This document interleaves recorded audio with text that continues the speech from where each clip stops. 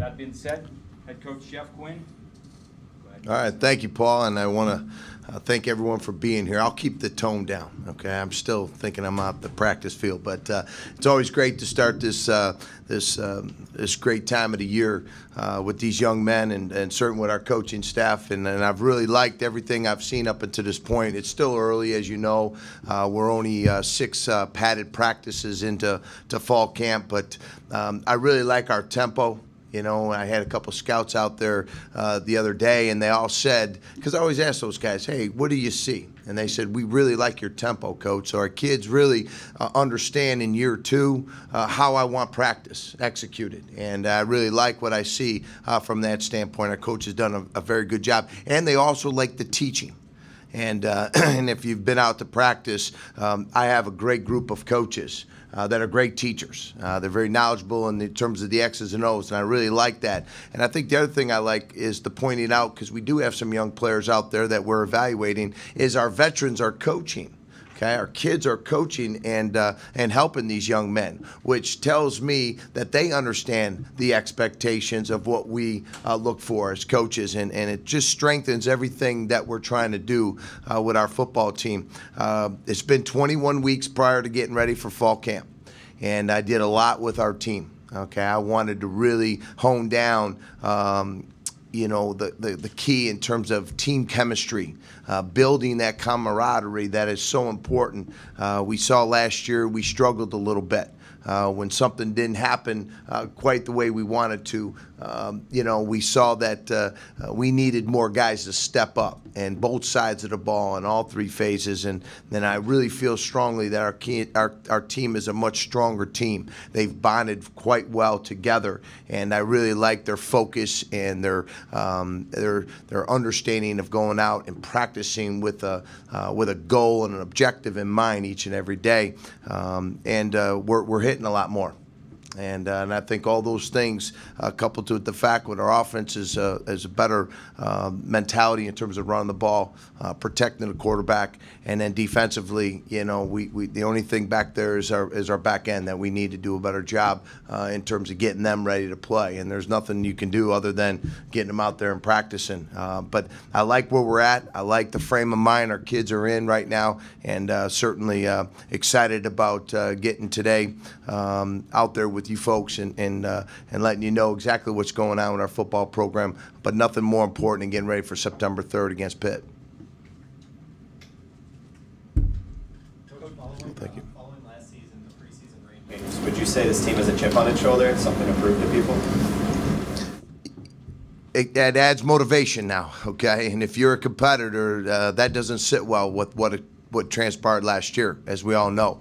I know our kids were embarrassed, they were disappointed, and so call it what you may, you know, chip on the shoulder. All I want our players to understand is that they play at a high, intense, competitive, passionate level every single day, and so those things don't take place in those 12 games that you play, because nobody felt good about what happened a year ago. And so do I feel they're more motivated? You know, do they feel more excited about getting together? Do they know that the team is better? Absolutely. You know, we've added some great coaches on the offensive side of the ball, which has really helped, you know, really stabilize what I wanted on that side of the ball. But we return all our defensive coaches, so they're hungry to get out there and play. And we're only 19 days away from September 3rd. You talked about the chemistry. What are some, a year in now, what are some of the other things you personally learned about the team, the players, structure of the program, anything over the past year? Well, that's a great question, because I feel more comfortable, and I think they do with me. It's like anything. Getting to know somebody takes some time. And my wife said it's taken 24 years to get to know you, Jeff. But I've said to the kids, I said, I know, you know, being around them the length of time I have, I think they all understand, you know, my personality, what my expectations are. You know, don't be thin-skinned. We're here to coach you, to help you become a better football player, and not only about on the field but off the field. And you know, I always tell them I'm a father and I'm a husband first, so I coach in that mentality.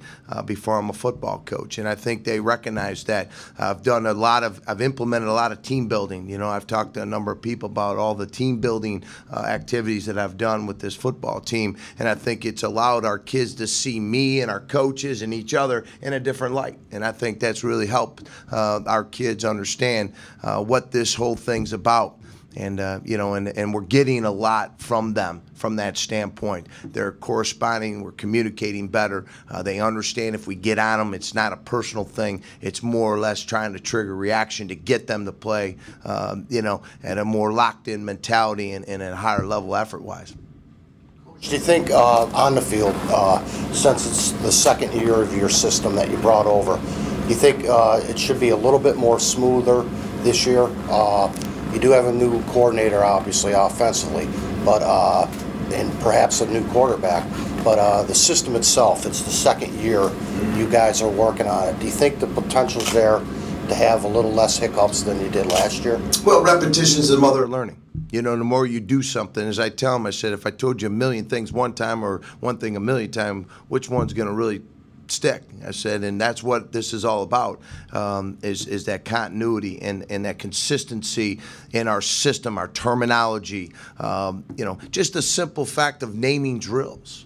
You know, kids understand when a coach says the name of a drill, wham, they're right there. They're lined up. They know how many lines. They know exactly the purpose of the drill, the objective, and it makes practice run a lot more smoothly. And it also, the spirit of contact. I think it was a little bit in terms of what I wanted, tag-offs, thuds, tackle. We've had 6 padded practices, and 5 of those 6 have all been tackle. We finished the day off with tackling, in terms of the ball carrier and bring them to the ground, because I want a great tackling defense, and you can't do that by tagging off and thudding. With the offense, having the consistent messaging and understanding what we expect and terminology, Alex Wood's done a great job.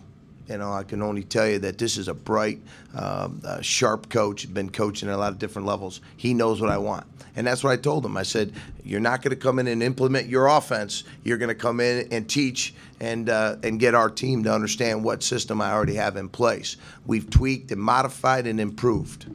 Those are the terms: tweaked, modified, and improved what we're doing. Because I know last year we weren't even close offensively. Not even close. We didn't move the chains. We turned the doggone ball over. We weren't able to put points on the board, and it created the issues that the season in terms of the result of the year.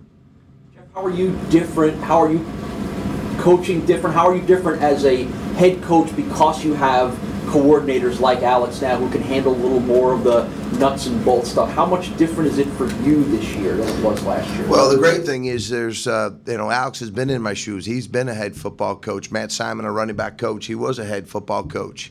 You look at, Don Patterson. He was a head football coach. So these gentlemen all have been in my shoes, and they understand what their expectations were of their assistant coaches. And so that's probably one of the great things about this is they understand when I ask them to do something, there's no questions. They don't misinterpret it. They know exactly what I'm talking about, and they can go out there and be great teachers. I don't need them to be like me. I'm out there. I'm an intense guy. I love to be around the entire team. These guys are very solid in their teaching, tactics in terms of getting the point across. So they're a little bit more calm than I am at times out there, which is probably good. It stabilizes things from that standpoint. But, I couldn't be more proud to have these gentlemen with us, and it does help what I'm trying to accomplish in terms of keeping an eye on the whole team and the structure of how things are going. They can just dig in and be, the offensive coordinator and, at each position. Are you going to call the plays? We're going to be, I'm going to be involved in the play calling. Alex will be upstairs in the box. And I've asked him because I know how strong he feels about, anticipating things that he wants to set up. And that is another separate part of this whole thing is him and I sitting down and really understanding, because we sit down and watch practice, and I'm always, okay, what are you thinking here? Okay, I like that. Hey, I would you know, I'd like you to do this, or this is the way we're going to go off of these kind of situations, whether it's tempo, whether it's personnel, who's in the game, you know, so on and so forth, and the type of plays that we're calling. We have all the, we have an offensive system that answers all the issues that we're going to face from an offensive standpoint. You know, whether it's 3 down, 4 down, a pressure defense, you know, whatever it may be. You know, and obviously I feel very good about where we're at from that standpoint. But he and I are still learning, you know, each other a little bit, and kind of what our thought process is as we anticipate plays, you know, in terms of anticipating the next 2 or 3 plays and how we're setting things up and where we're at on the field. So, you know, that's still going to be about another week or 2. But it'll be exciting to see how, you know, we feed off each other. How do you think your running game is going to supplement your offense this season, and where are you on that timeline of getting to where you want to be with that? Well, I feel much better about our offensive line first and foremost, and I'm telling you, our running backs are playing with a different mentality, which Matt Simon has brought a whole different level of expectations for that position. You know, he's coached every single type of player that we have at that position previously at the highest level. So, you know, he's still learning a little bit more about each kid, but I mean, if you watch, and again, as the head coach, I'm watching the way these young men are hitting the holes at the right time. They're placing our offensive linemen on their blocks. Our linemen are more comfortable. They're getting guys, you know, in a position where they can strike them and they can lock up and they can sustain their blocks. Where a lot of times, if the ball carrier just, you know, makes a radical cut, you know, defenses will scatter, and, you know, it's hard to stay in those fits, where he's staying very true to his reads and pressing those courses and aiming points that are so important for us to be effective in our run game. And Saturday we had I think it was a 3rd and 7, and we called an inside between the tackle gap play, and that thing shot for a touchdown. And you know, it was just absolutely perfectly executed. You know, an old guy like me who loves to coach in the offensive line, I couldn't have been more proud. And then you saw a burst out of a running back in the open field, run by some guys. And yesterday we were on the goal line, and we had a number of times where we put the ball in the end zone, and I mean, our backs just put their shoulder down, and they made a committed effort and a decision to get the ball in the end zone. So now I feel much better that it's going to open up the passing game and get us some big time explosive plays downfield, because teams are going to have to respect what we're doing in the run game, and that's something that was lacking last year. And and I knew that, and that's why we're in the position we're in, and that's why we're going to keep developing that aspect of our team.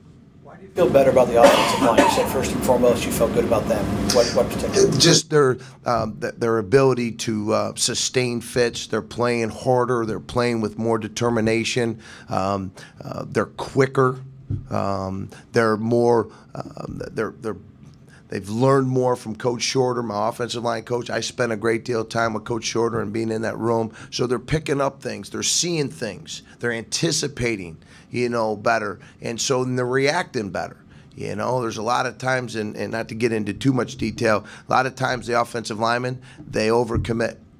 They go too fast too soon, when in all actuality, they need to slow down. And that's some of the things that I think they've learned. And they're bigger and they're stronger, they're more explosive. And I think those are the things that, I feel much better about with them. And they're playing with more determination, because nothing is acceptable if you don't play. You can't accept a guy playing this game, period, unless they play every snap to the echo of the whistle. And that is a mentality that we need to take on, in this football program, because that's the only chance you have in terms of winning. And that starts up front. The theme for this year is that it's not 2010 anymore. So you have new uniforms, new personnel, some new coaches. With that being said, how would you encourage this year's students to come out and support the team? Well, there's no question we need our students out there, because and again, one of the things I said to the team after the season was over, the season ends. You got to have amnesia. You need to move on, and that's what we did.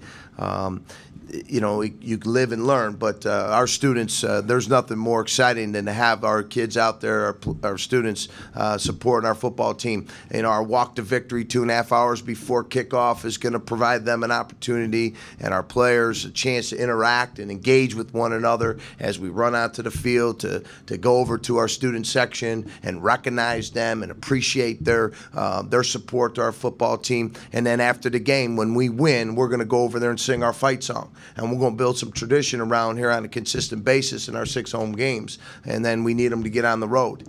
And, you know, and Doug said we're going to get, what, 10 buses? And we're going to get all of our students to come? That would be awesome. Jeff, can you just update the quarterback situation? Are you going to let that play out a little bit longer? Well, we have 3 very good quarterbacks along with 2 incoming freshmen. You know, a year ago at this time, I wasn't sleeping. It was just very concerning as to who was going to be that guy. It was between Jerry and Alex Dennison. This year we come in, we have a transfer in Chaz Anderson, who's a solid football player. You know, again, he's somebody that brings a whole different mentality to our football team, which is awesome. And then you know that Alex Zordich is improved tremendously. Even from the spring, if you watch him now, you know, it's exciting to see as a coach a young man who has improved as well as Alex has. And then you know Jerry's improved quite well. And then you got Joey Licata, who has done very well in terms of his completion ratio. I mean, if you watch him play the reps he's had, he's been outstanding in terms of completion and vision and judgment.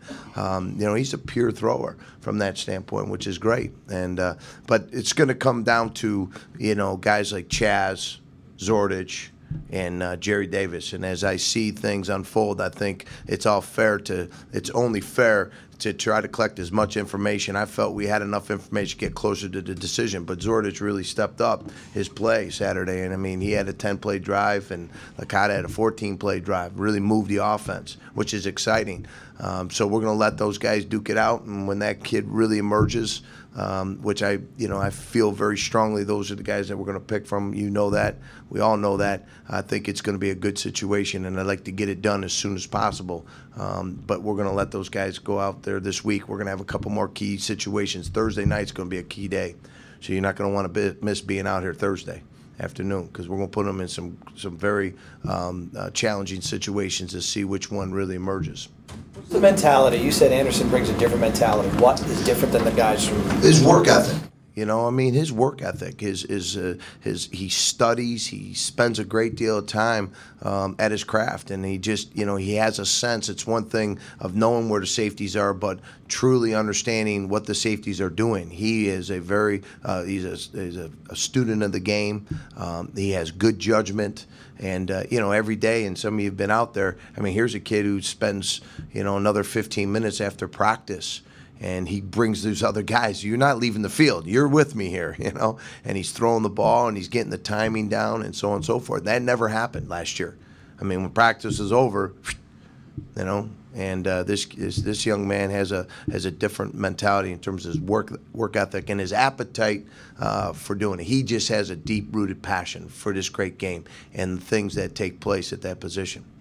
From the outside, it seems a fifth-year senior coming from Cincinnati, knowing your offense. I mean, someone like me, it seems like a slam dunk. What do you still need to see from Chaz for him to get that spot? It's not so much. You know, what more do I need to see from Chaz? I think what I want is everybody understand it's a competitive situation. And I want every single young man to understand that they're competing every day for the starting position. And I want them to come out there, you know, with that right mentality. And I think when you have competition, you bring the best out of these kids, and you know that. And since Chaz wasn't with us a year ago, nor with us in the spring, Alex was and Jerry was, I think it's important to them that they are given an opportunity to continue demonstrating where they've improved. And it's only going to make us a lot better in the long run. And that's a coaching decision I feel strongly about at this point. So I want to keep each of them in a competitive situation where they have to come out every day giving us their A game. because it's only going to make us better. And then when that time, it's going to happen. We all know. I just don't want to put a date on it. I don't want to put a time on it because you got to hold me to it. And and I also feel like it's best for our team to give those kids as many chances as possible to prove where they're at and to show their development.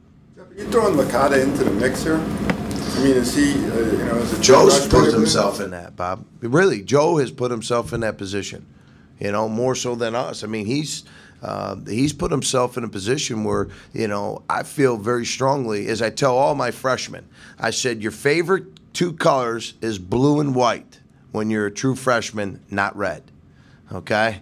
And they all kind of looked at me, and I said, I'm not redshirting any players in our program until after the season. And I want every young man to go out there and understand we're going to keep evaluating, putting the best guys on the field. And does that mean all freshmen are going to play? No.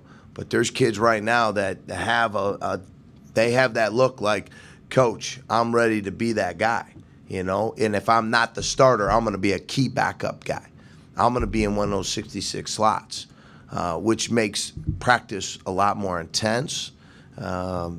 It's a better feeling that I have right now, just in the spirit of where kids going about it. But Joey's done a great job. What's his understanding of the offense at? Well, he was here all summer. The nice thing about being here all summer for 10 weeks is you get a chance to get in there and learn the terminology, the signals. You understand what the reads are. So when you come into camp, you've got an advantage over guys that may not have a chance to be here in the summer. So Joe's really taken full advantage of it. He's been well coached, I can tell you that. Well coached. Coach Krasansky, over at South has done a great job with this young man.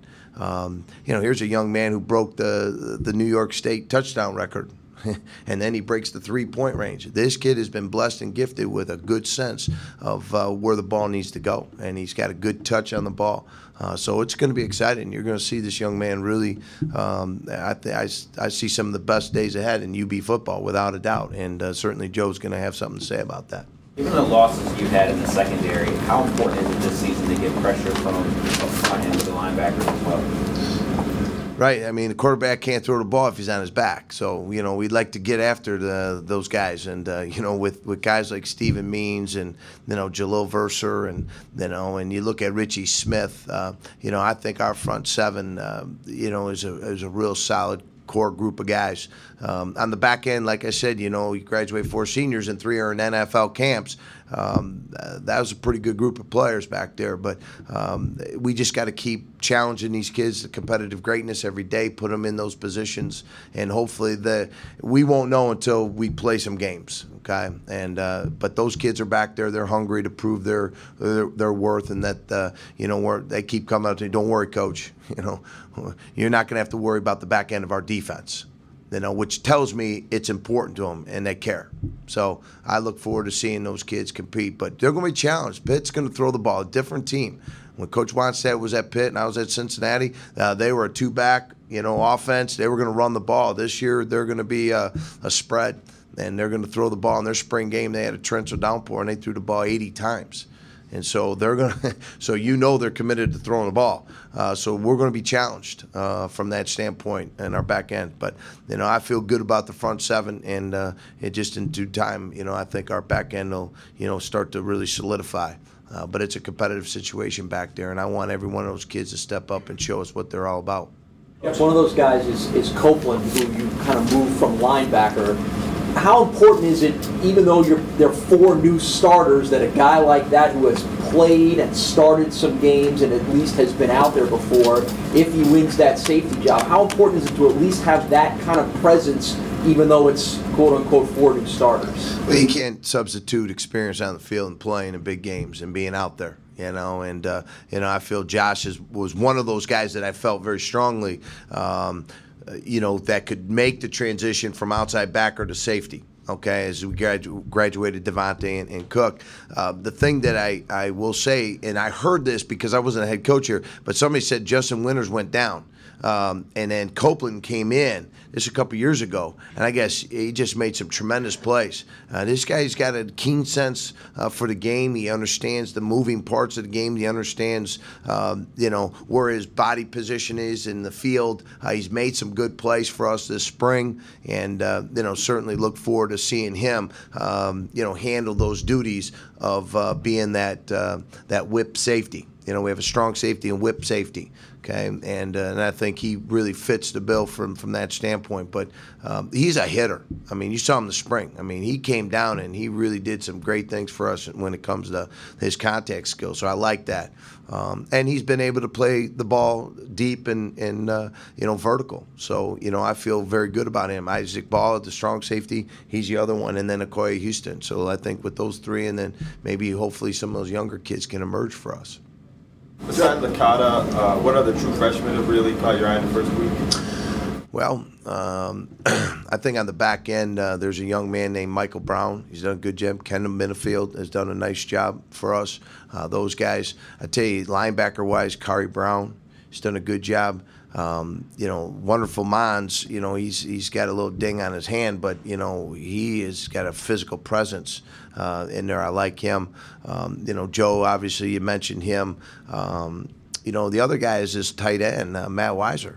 I mean, he's a big, tall, good athlete, and, I'm excited about him. And I like some of our true freshman offensive linemen, Jesse Back and Bobby Blodgett, John Kling, all add to the depth of what we're trying to do. So, and then Anthony Taylor, I don't know, number 14, is tailback. I mean, he's gotten a chance to run the ball a little bit, and he's looked solid. It's a solid group of freshmen. And, I told the guys, I said, we just got grade reports that there was 10 A's and 2 B's in math class this summer. Now, if we had 2 A's and a handful of B's and a few, we were jumping up and joy. 10 A's. I mean, this is a bright group, so they know how to take care of business in the classroom. But they all get through me, and the one thing I've always said, I'm always looking for the right kind of guys, the right kind of bulls that understand the value of education, understand what it takes. And you can find good players in this game that also understand how important academics is. And those kids demonstrate that, so I'm excited about them. Last year we played 6 freshmen. True freshmen. I could certainly tell you that I think at this point we may have just that many again, have a chance to go out there and help this football team. Coach, as far as that front seven, how much responsibility falls on Khalil Mack? Well, he's one part of it. He's one player. Certainly we know Khalil's got a very he's a dynamic player from that standpoint. We're still teaching him how to lead and how to understand what it takes to not just be a great player, but also how to be a great leader, in our defense, in our team. But he's solid. You got him on one side, you got Jalil Verser on the other side. And then you have Means and Smitty, and then Pettigrew, and you've got a couple kids competing for that Mike position right now. So I feel good about those kids and their athleticism and their explosiveness. We have a hard time blocking them. You put yourself in space with Khalil Mack or Jalil Verser, it's very rare that we fit those kids in space. They make you miss, and they're just that athletic and talented, and I can be more excited about watching those kids play against September 3rd. What's the next step for your group of receivers, given that's one of the more experienced portions of the team? They've come a long way. One of the things that we did not do last year was commit ourselves to blocking in the run game. Some of that was, the offensive line. Hey, we talk about run game, but I will tell you this, in the perimeter, it was nowhere near what I expected. And they are hustling and blocking. And Coach Wood has really gotten after these kids to understand the importance of that. A lot of our big runs have been because of a big time effort downfield with our receivers, and which adds to our play action dimension for explosive plays downfield. If you're coming off the ball every time the same way, those DBs don't know whether you're going to run the ball or throw the ball. And as soon as they get a little nosy, we're going to have we have explosive players that can get behind the back end of the defense. And that's the key that I feel. And they have a veteran group of kids. That's probably a solid group that I've been around, in my 28 years of coaching. that's a great group of kids, and we expect great things out of them. You're looking forward to getting the ball in their hands more as well. I mean, they were muffled last year because of the struggles of the offense. Sure, and I think we have a couple quarterbacks that can get the ball there now, and they're more locked into where the ball needs to be. Receivers are running the right depth in their routes. They're breaking at the right depth. They're doing exactly what we ask them to do. Where last year it was just too inconsistent. I didn't like the way it was coached. I didn't like the way it was played. And it hurt us, and we've addressed that. So I feel a lot better now that we have a coach and a group of young men that understand what's that position, how they need to go out there and play each and every day. And I feel very good that we're going to see the ball being distributed not only to Marcus Rivers but to Alex Nutz and Terrell Jackson and Eddie Young and Sharon Hood and Freddie Lee and Devin Hughes and Cordero Dixon. There's 8 kids right there, along with some of the other guys. We moved Rudy over there. Johnson was a quarterback. Now he's 9. Bless you. I felt good about where we are with that group at this point, plus the quarterback position's improved. Jeff, any update on any injuries? Where are you at health-wise for the first couple weeks? We got our normal nicks and bumps and bruises with certain guys. I think the one position, offensive line, Jason Carlson, we're going to get him back, but he's a day-to-day. Same thing with John City. But our normal bumps and bruises. But those are the 2 main guys right now that are both starters that are right now. We're going to have to just wait and see, where they're at, and hopefully we can get these guys back sooner than later. Season over, you feel like they'll be available? That's what my hope is. I'm hoping, and I think based on their medical staff that they feel strongly that that's going to take place. But as you know, everyone's different, and heals differently. Everyone, responds differently. Our guys are in there doing their treatments. They want to get back out there. But I got to defer that to their staff and our medical staff to make sure that when they are out there that they're good to go and they can play this game at the level that that we expect them to play. Violante, how much is he practicing? Right, and that was, Josh Violante. He's the other one. Okay, and right now he's again, he's a guy that can't get out there and go full speed right now, but he's jogging and he's cutting and he's doing it. So hopefully we can get him within, before the first game too, because we need these guys without a doubt, and they know that. So they're trying to do everything they can to get back on the field, and we're just going to keep providing them with the treatments and the rehabilitation to get them ready. And if not, then the next bull in. That's why we have that morale around here. If a guy goes down, next guy in. Who's your third center behind those 2, or who's playing center with Anthony Bartholomew, and then we've as all of them are snapping. If you watch Coach Shorter, they're like, we're all snapping the ball. I said, every one of you are going to learn how to snap the ball, because you never know when you need a good center in there. All of them are going to take pass sets at tackle and guard, because you just never know. We're just you got to get guys that can do multiple things, and you might find a hidden gem in one of them that can go in and give you some depth in a critical situation sometime during the season. I've seen it happen so many times. So we've asked them all to snap the ball, but it's going to be Carlson, Violani, Graham Winery is a guard. He's moved over. What a very versatile player, which gives us a lot of balance in our offense and structure and stability. He's been our center, and then Anthony Bartholomew's been our other center. Who's your long snapper if everybody's healthy? Do you know that? Tim Krantz. Yeah, Tim's, here's a non-scholarship kid who earned one.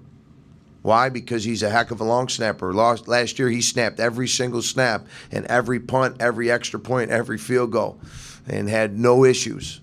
And and it was a non-scholarship kid coming in here. And as I told him, I said, you've earned my respect and how important that position is, as you know. So it's great to have him. And then backing him up will be Graham Winery. Where are you at with the kicking game right now? Have you made any decisions on that competition? In terms of our 2 punters are still going to be Farden and Shum.